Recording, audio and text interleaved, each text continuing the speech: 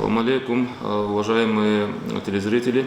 Сегодня я хочу поговорить об одном из частых распространенных заболеваний, который в данное время остается наиболее распространенным. Это язвенная болезнь желудка и двенадцатиперстной кишки. Язвенная болезнь в последнее время остается одним из наиболее распространенных заболеваний органов пищеварения. Несмотря на то, что в последнее время это заболевание, частота госпитализации больных с этим заболеванием уменьшается, но продолжает оставаться довольно-таки высоким частота обострений и осложнений данного заболевания. Язвенная болезнь желудка – это заболевание желудка, язвенная болезнь желудка и двенадцатиперстной кишки – это заболевание, которое отличается хроническим течением с частотой обострений в течение года, очень связанное с циркадным ритмом, то есть обострение в течение весны и осени, осенние, весенние обострения свойственны. В развитии язвенной болезни ведущая роль в последнее время отводится бактерии, так называемый Helicobacter pylori.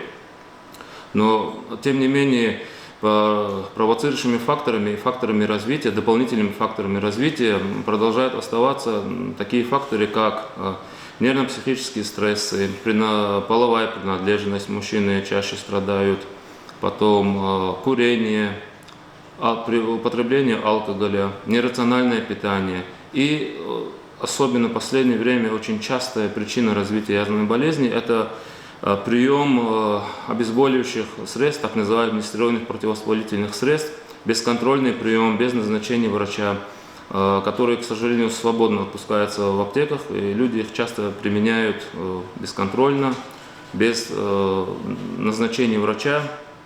И, в свою очередь, это очень часто вызывает развитие язвенной болезни желудка и двенадцатиперстной кишки, и также частые осложнения, которые приводят к жизнеугрожающим состояниям. Это прободение, перфорация, кровотечение, в связи с чем людей часто госпитализируют в стационары.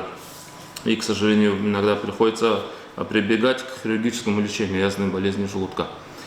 При своевременном обращении к врачам, после правильной диагностики и своевременным лечением язвенная болезнь поддается хорошей ремиссии, и можно добиться хороших результатов и избежать частых обострений. Но хочу повториться, что лечение должно проводиться под наблюдением врача и, естественно, полноценной диагностикой. То есть самолечение – это тоже довольно-таки частая причина развития осложнений язвенной болезни. Если касаться диагностики, в общем, самым основным методом является это гастроскопия, проведение гастроскопии. Поэтому, когда врач рекомендует при подозрении на язвенную болезнь желудка и при обострении рекомендуют проводить процедуру под названием гастроскопия, хочу сказать, что не нужно бояться. Процедура довольно-таки, конечно, неприятная, но нужно проводить, потому что полноценный диагноз можно установить только после проведения гастроскопии. И, соответственно, полноценное качественное лечение тоже только после этого, после уточнения диагноза. В плане профилактики до сих пор основными методами профилактики остаются это рациональное питание, отказ от приема алкоголя, курения, уменьшение нервно-психических стрессов. Также ведущую роль в профилактике, опять же, повторюсь, имеет прием лекарственных препаратов строго по назначению врача. То есть и отказ от частого приема обезболивающих средств, которые повреждающие действия оказывают на слизистую желудка двенадцатиперстной кишки.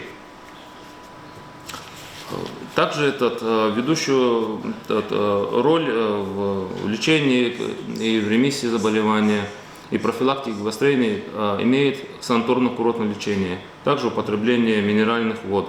Но тоже нужно проводить строго под контролем врача в санаторно-курортных условиях и в сезоны, то есть период ремиссии после устранения обострения.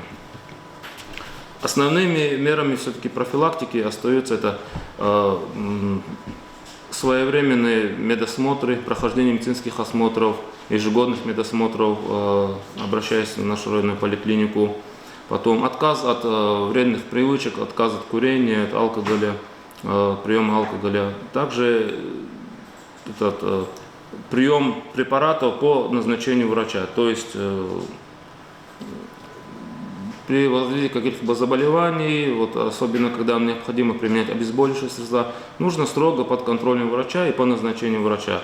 И при необходимости, при наличии у человека в анамнезе, то есть если он раньше болел язвенной болезнью, то необходимо применять препараты, которые защищают слизистую желудка. Подробно на препаратах останавливаться не буду, скажу лишь только, что самым основным моментом лечения является при наличии подозрений, при ухудшении состояния, это своевременное обращение к врачам. То есть самолечение в данном случае нежелательно очень. На условиях нашей районной больницы Сульмастальской ЦРБ есть все условия для уточнения диагноза, для прохождения гастроскопии, прочих исследований, уточнения диагноза и проведения полноценного лечения, как в домашних условиях амбулаторно или же в стационаре. Так что при наличии каких-либо жалоб со стороны органов брюшной полости, боли в животе, тошноты, изжоги, отрыжки. Если раньше человек не болел язвенной болезнью, то необходимо своевременно обратиться к своему лечащему врачу, в частности, можно к участковому врачу, терапевту, с целью уточнения диагноза и проведения полноценного лечения. Ну, конечно, самым важным остается это профилактика. Профилактика – это соблюдение диеты, рациональное питание и отказ от вредных факторов, в частности курение, алкоголь, и избегать нервно-психических стрессов. Спасибо за внимание, всего доброго, до свидания.